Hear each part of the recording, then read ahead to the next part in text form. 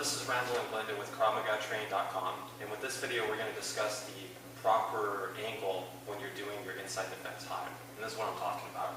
Glenda throws the left straight at me. Here's a common mistake. It's this big swat. That's what a lot of beginners do. Could you throw it on the other side? It's this really big movement and they're swatting to the side. Now there's a couple problems with this. The first is that it requires a lot more timing to do this technique right, which for beginners, they have no timing anyway, so why make that shit harder for them? What I mean by timing is that if you're moving your hand directly to the side, you have to wait for this punch to get pretty close to you before you can swat it out of the way. Now the nice thing about the redirecting in Krav Maga is that your hand, it moves forward at a 45-degree angle. And this is what I mean, is if she throws the left straight at me, we're not catching it straight on. That won't work very well because in boxing, they have nice big gloves, so it gives them a larger target, which makes that a little bit easier to do. But the other reason why it's not applicable for Krav Maga is because if she happens to have an object in her hand, like maybe I think she's punching, but maybe she actually has a knife in her hand, I obviously don't want to catch that. That's going to be unacceptable. So what Krav Maga does is a little bit of a combination of the two things.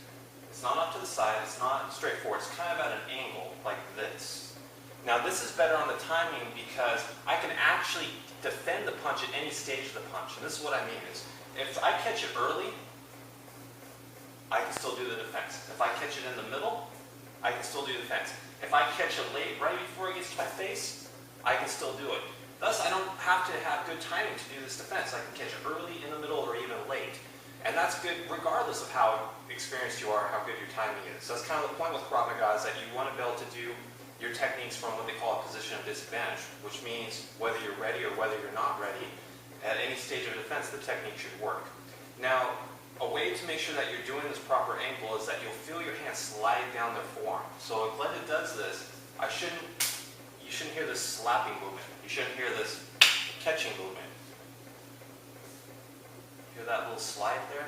And you'll actually see my hand and my wrist slide down her forearm. So that's why it's called a redirect. Think of her hand as like a bullet. She's shooting. Hits, it ricochets off to the side and flies right over my shoulder and past my head. If she does it on the other side, see how it's just flying right over.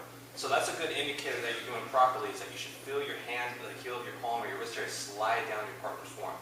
If you can do that consistently, not hear this big slap, you're probably doing the inside defense high. So focus on that and you'll find that your inside defenses will improve dramatically.